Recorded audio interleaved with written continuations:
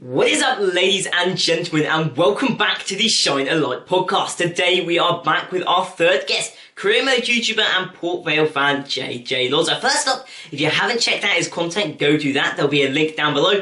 But today we are not talking football, we're talking Formula 1. After a crazy Silverstone Grand Prix, there is a lot to go through, and we're going to be diving into it all, as well as a quiz, the best and worst of Twitter, and another episode of Cut, Keep and Reserve. First up, mate, how you doing? It was certainly an interesting race.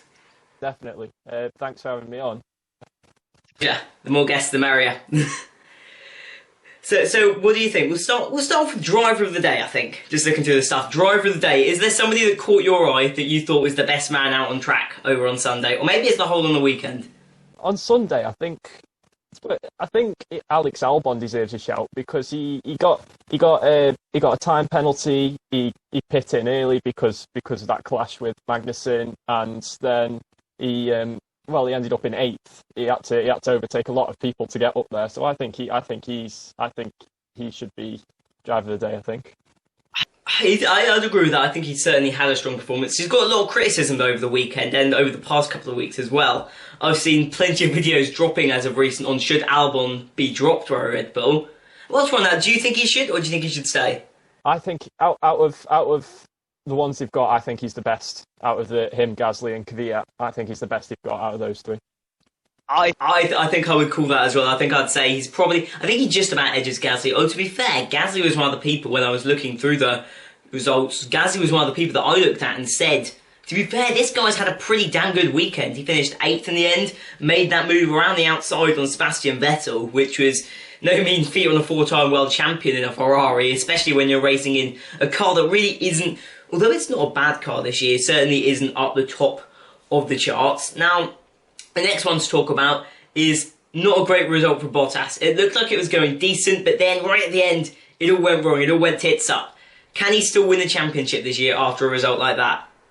I think for him to win it, it needs a pretty bad race from Hamilton at some point for him to get back into it. But if he strings together a few wins, then maybe he's in with the shot. But I think after that, it's looking quite unlikely. I think now for him.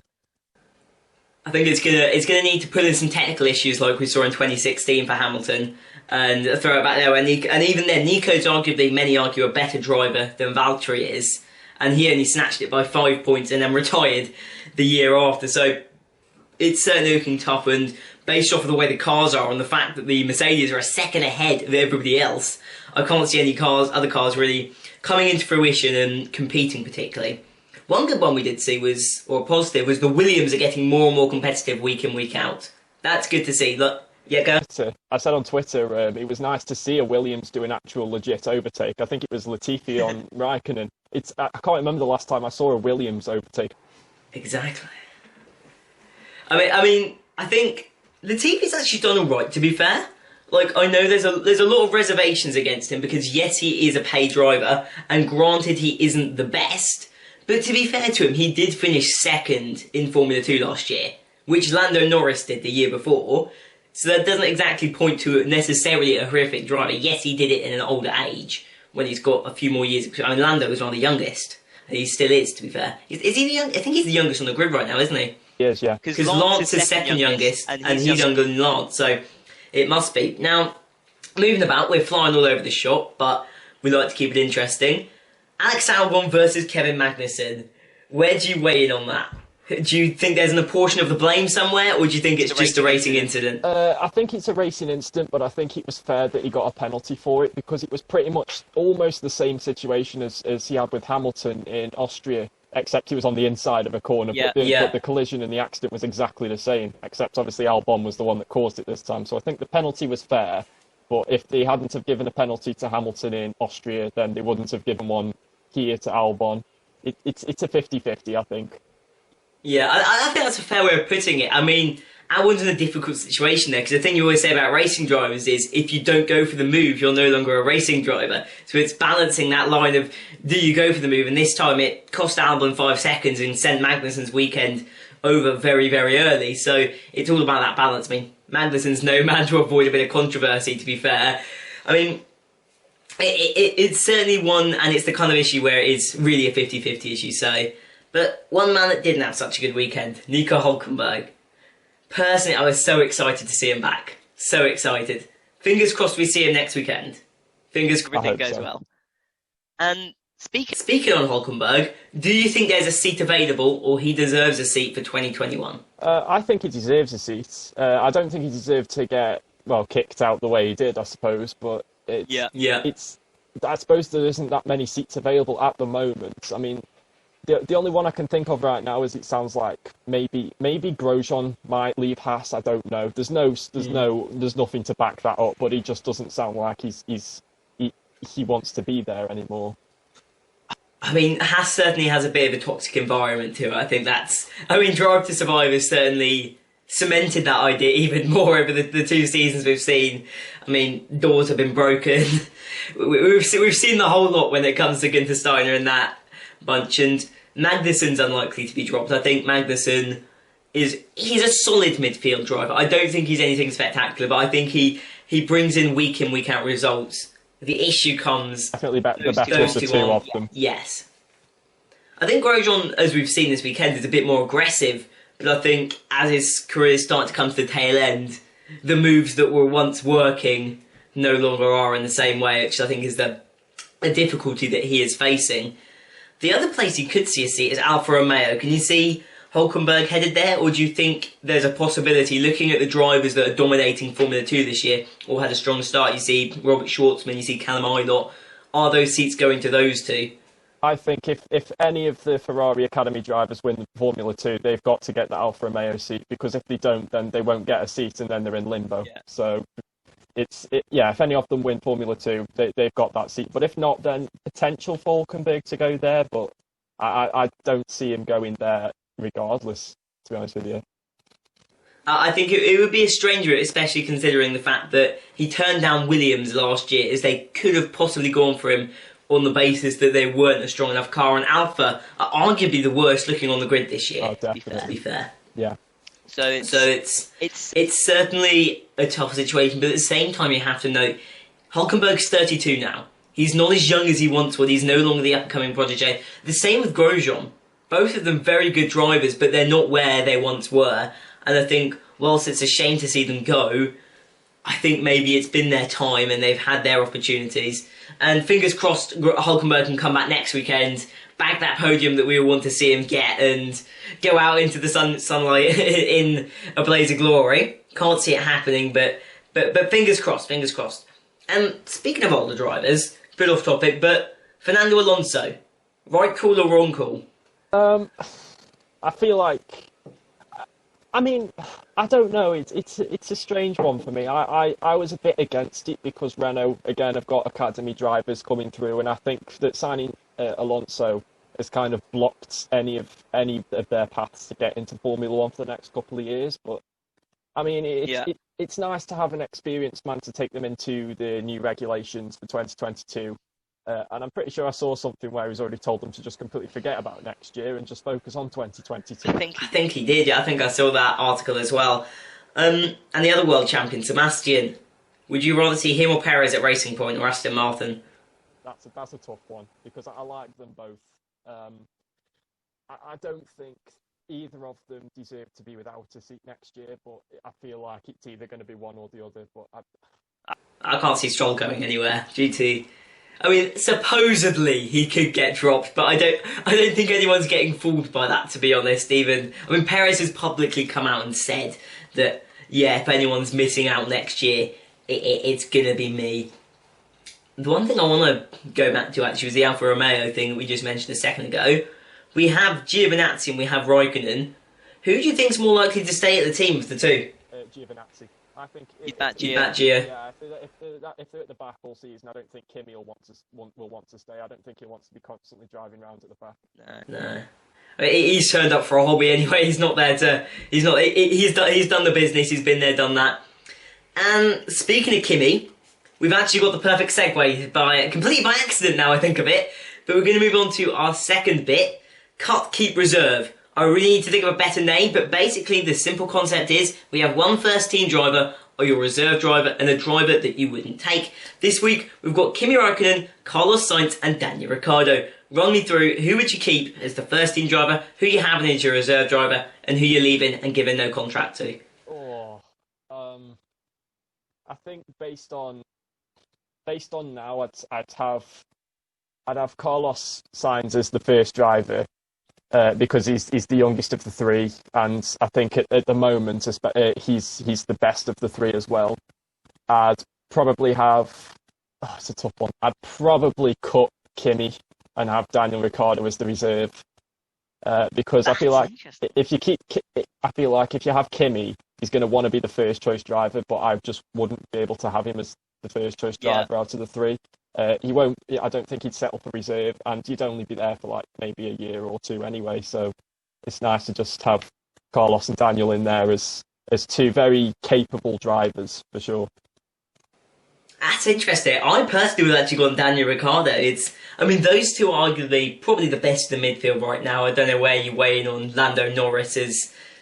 I think Norris has driver championship potential, but I don't think he's quite there yet. I think he's got a little bit to go before he's going to reach that stage where he's 20, and he's fourth in the championship right now? Yeah, fifth? I think he's fourth, yeah. That's huge. Yes, 36 points, because Charles is on 33 because he's had a couple of issues. That is a huge result for someone of his age. We haven't seen someone that young come in for a few years. Oh, I suppose we have Verstappen now. It springs into mind. He had quite the start, but it feels like Verstappen could be 26, 27. Yeah. To be fair. I'll tell you the interesting one about Verstappen. Are we ever going to... You know how we see someone like a Theo Walcott? You still think of him as the young kid, when in reality he's 31. Are we going to be looking in 10 years' time and saying, he's still got that potential? Because I wonder whether we might, to be fair. It depends how Red Bull go, because I don't see him leaving Red Bull anytime soon. So it depends how well they develop their car for the new regulations and how well he fares. Because I think, well, at the moment obviously he's got the potential, but he's still got a lot of time for people to say he's got that potential. Like, he's got a lot of time left for that. So it's. But if I say he needs to start challenging for titles sooner rather than later, otherwise he will be a missed opportunity. Yeah. Do you think there could be an offer on the table? I know Lewis has said publicly he could be in the sport for another 2 to 3 years, but Max is going to be here for way more than 2 to 3. Do you think an offer could be on the table in the future? They've already been patient in bringing in George, or are they going to say they're two characters they want to keep separate? Imagine Max and George in the same team. That'd be amazing. It would be interesting, but it wouldn't be the first time we've seen... You think like Hamilton-Alonso kind of combo is a setup I hark back to, whereas we look at the moment and there is a very clear 1-2 setup in most of the teams in a safety proportion, especially in the top teams. You've got Lewis and Valtteri, Charles and Carlos. You look at the one team that has had two top-tier drivers, arguably Vettel and Leclerc this year, and it hasn't exactly been the smoothest of sailing. They've been a bit more peaceful this year because they've got that united front of hating the car rather than each other. But I think that's really the only reason that the peace is brought. They found a common enemy. I think it can be dangerous. So do you think they would go in for another Valtteri, or you think they're going to throw a deal at Max? Ooh, now you've said that, and the fact that most teams run with a number one and a number two, I feel like if they didn't run with a system like that, then it would get a bit hairy in places, because both drivers would be fighting for they both want the same. Well, so Lewis and Valtteri want the same thing. They both want the title, but they know, you just know that Mercedes are trying to get Lewis's 7th title. But it is a tough one for sure. I think the only way that, or the most likely way that they would go on and sign him is if there was a smaller gap. So if the gap for Verstappen to bridge at Red Bull was small enough for him to beat the Mercs, they'd probably offer him a contract, because then George may not be able to beat him anyhow. However, if there's enough of a gap, like the current gap is just ridiculous, outrageous, if there's a 1 second gap, maybe they wouldn't. And that actually brings us on to the next bit, the best and worst of Twitter. And I've just recalled one of the tweets that we pulled out, and it's talking about how they would like to see everyone in the grid drive a Mercedes and who they kind of think would come out on top. And someone else has said, who do you think their top three would be as such, bringing up the names of Verstappen, Leclerc, Russell, Ricciardo, Sainz and Hamilton. If everyone was in the same car and you had to pick a first, second, third, what kind of order are you thinking? I think even though Lewis Hamilton's in the best car, I think he is the best driver on the grid. Interesting. I think if with the cars you have now, I think you could stick Lewis in something like a McLaren, and he'd probably still be challenging for wins. I think that's just how good he is. I'd say him, probably Verstappen, and it's hard to judge some drivers when they haven't driven the top cars and challenge for wins. Exactly. I mean, Russell's a difficult one because people are saying here, Russell. Yes, he's won Formula 2. Yes, he's won Formula 3. He's never scored a Formula 1 point. Not his fault, but can you say someone's a world champion when they've never scored a point? I think it's too early to judge him because he's only driven a terrible car in Formula 1. Yeah. But at the same time, he beat people like, Lando Norris and Alex Albon to that Formula 2 title. So where do you balance that? Because they've both had better performances in Formula 1 than he has. I think if I was putting my money on it, I would probably call Verstappen.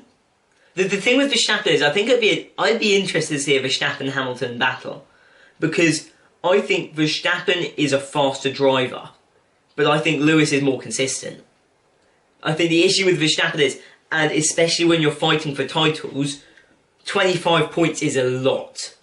Like, you've got to think on it. And Max tends to have a couple of races where he has some kind of issue, or he has a slip up. Yes, he's matured. I think I would just give Max the edge, and then probably Lewis, and then probably Charles, and then Daniel, I think would be my top four, and then maybe Sebastian. Because I think Leclerc showed his talent in that Sauber. Like, he was constantly in the top 10 every race in a car that wasn't fighting for... It was only fighting for, like, the last couple of points, maybe, and he was constantly getting, like, 7th and 8th place and stuff like that. So then he moves to Ferrari, and he got the most poles last year. He got 2 wins. He got plenty of podiums. So I think he might go in my third spot as well. I think those three are those top three are the three that are the three horsemen as such as. It's 4 horsemen, isn't it? But I'm completely referenced that wrong. But you know where I'm coming from. You know where I'm coming from. That are your top tier right now, your gold stars, and I think most would cover that. Sainz, do you think he is or can be to that level? Seeing him being mentioned here. Yeah, I think so. I think so. He's. There's a reason why Ferrari have signed him. They must see something in him. And again, we've never seen him battle for wins, but in that Ferrari, I reckon he can. Well, not in this Ferrari, but in the future Ferrari. Yeah.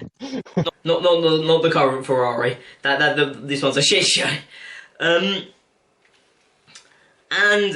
the last thing that we're going to mention with Twitter is, this is an interesting one, talking about Sebastian Vettel here, we've mentioned him a couple of times, is we saw Vettel consistently capitulate over the last 3 seasons under pressure from Hamilton. I don't think Seb could cope with the mental challenge of going toe-to-toe with Hamilton every single race, regardless of what cars they were in. Do you weigh in on that? Do you think Vettel is losing his psyche a bit? And even if he was in an equal car? I think so, yeah. I think he's not quite what he once was, because, he's been battling with Hamilton even before they were in the cars they are now. When Seb was at Red Bull and Lewis was at McLaren, they weren't battling as much as they are now, but they were battling for sure, and it was you could tell that Seb had the edge on him then, but now I think you can see that Lewis has edged him out with mentally as well. Lewis just seems to have it. I saw something the other day that, because when Lewis's tyre went on the final lap, he was so calm about it. He was just trying to get the car home. Whereas about 10 years ago, if he shouted at his engineers, "Why have you let my tyre blow up?" he'd be freaking out over the radio.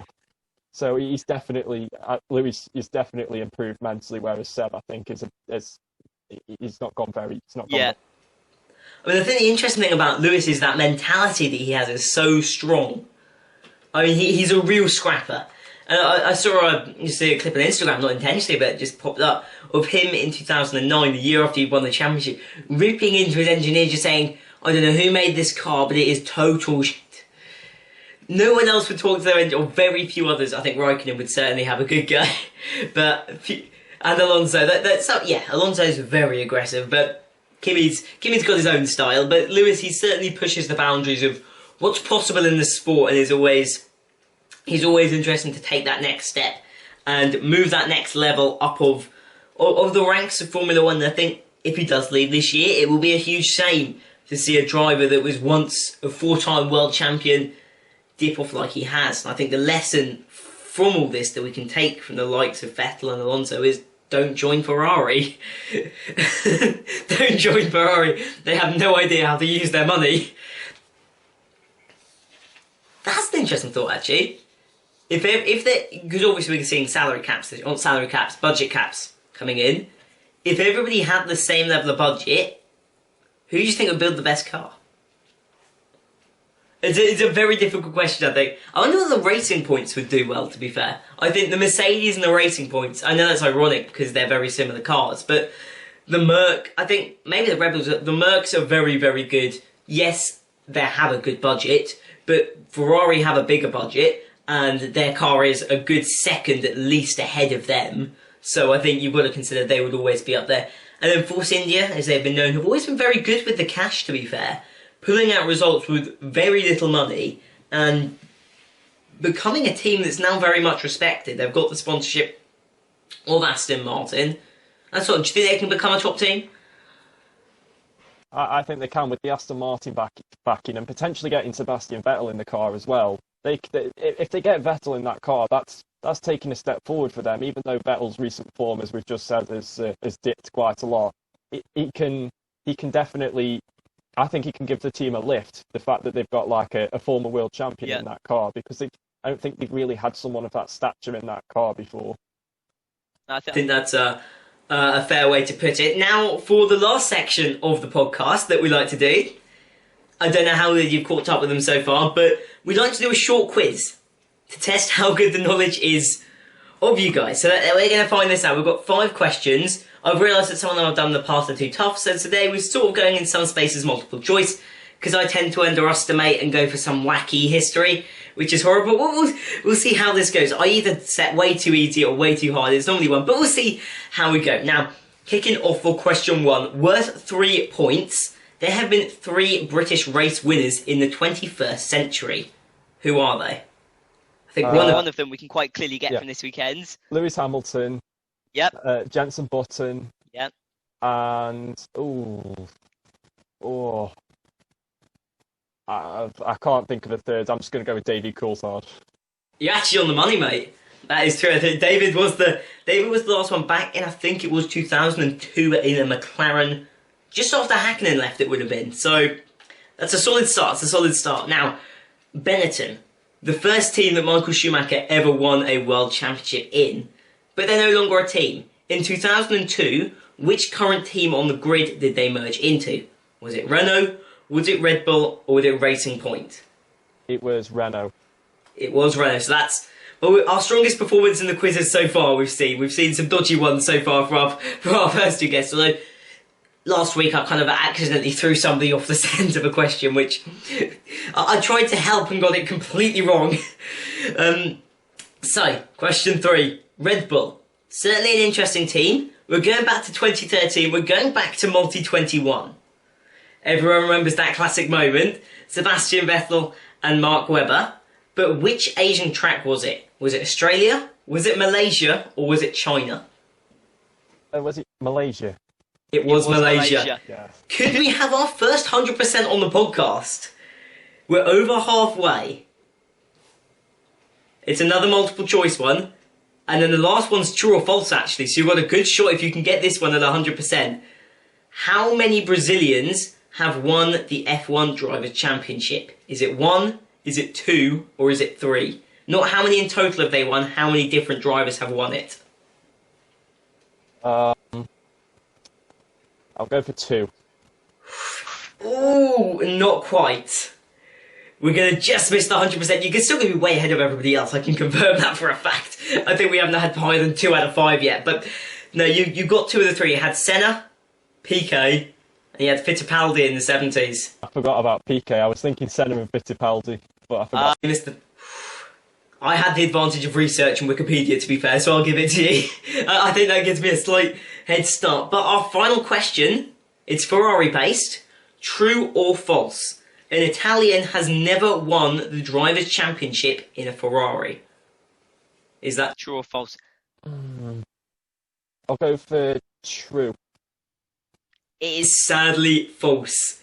This was quite a tough one. I wanted to throw out a real nasty one with a long throwback to history to see if anyone... I want to add a horrible question at the end. That's must start. We've got to throw in something nasty. But still a solid performance. It was Alberto Ascari, one of the first ever winners in Formula 1 yet. You look like... I thought you'd been... I've seen your tweets and I thought you might have a good bit of Formula 1 knowledge, so I wanted to see... It's clear that you know who I'm talking about. Straight away. 2 world championships in the 50s. Go for Ferrari, yes. I mean, you weren't quite alive, to be fair. I think you've got a 50-year or 45-year-ish disparity, so we'll give it to you. You weren't quite around in the era, but 5 points out of a total 8. Comfortably our best performance to date, so congratulations on that. If I ever make a leaderboard, you will be sitting comfortably at the top for now, at least. So congratulations on that, and yeah, thank you for coming on the podcast today. Certainly been a lot of interesting stuff to talk about. And we'll end with one more thing. Let's end with a quick prediction. Next weekend at Silverstone, who's coming out on pole and who's going to win the Grand Prix? I think Bottas will get pole. I think he'll get one back on Lewis, but I think Lewis will win the race. I think Lewis Hamilton will win the race. Do you think it's going to be a bit more clear, but Bottas will take that pole position, get at least a little bit of redemption? Maybe if they start giving out points for pole positions one day, that'll help them out. But for now, thank you for coming on the podcast, mate. I'll stick your links all down below, so make sure that you guys go and check out his channel. He recently passed 1,000 subs, makes great career mode content on both Formula 1 and FIFA. Are you still doing FIFA, or are you transitioning over to Formula 1, mate? If you want to plug yourself out. I've transitioned to Formula 1 at the moment. I'm still going to do a bit of FIFA here and there, but I'm kind of saving my FIFA energy until FIFA 21. Until the new one comes out, yeah. I mean, to be fair, the Formula 1 game this year is so good. Honestly, they've done an excellent job with it. I might have to do a Rang and Nathan series, to be fair, just to give it a try and see how that goes. I mean, if you can make it out of the escape lane, we'll see. But thank you for coming on. That will be all for today. I will see you guys next time. Leave questions down below. If you want to make suggestions for the cut, keep, and sell sections, leave them in the comments down below. Go subscribe, leave a like, check out JJ's channel as well. I'll see you next time. Peace!